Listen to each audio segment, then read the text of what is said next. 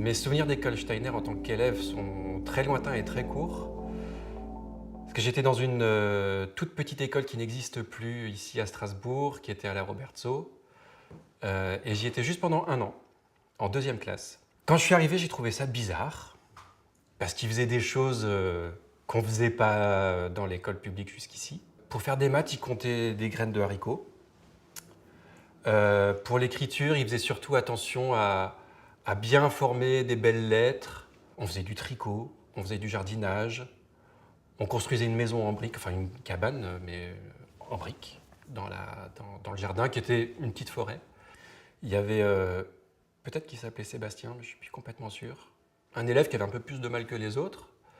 Et quand il ne comprenait pas quelque chose, tout le monde allait le voir et tout le monde allait lui expliquer.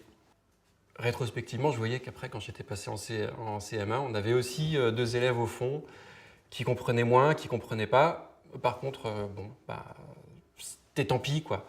Et je me disais, mais en fait, c'est une école où l'échec n'existe pas. C'est-à-dire, personne n'est en échec scolaire dans cette école, puisque, en fait, on étudie tellement de matières, enfin, le panel est tellement large que que quelqu'un est forcément bon à quelque chose. Il n'y a pas de mauvais élèves. Tout le monde va pouvoir servir à quelque chose, si on peut dire. Et il n'était pas rejeté. Enfin, il comprenait moins dans la plupart des matières, mais il était vachement sympa et il se débrouillait vachement bien en jardinage.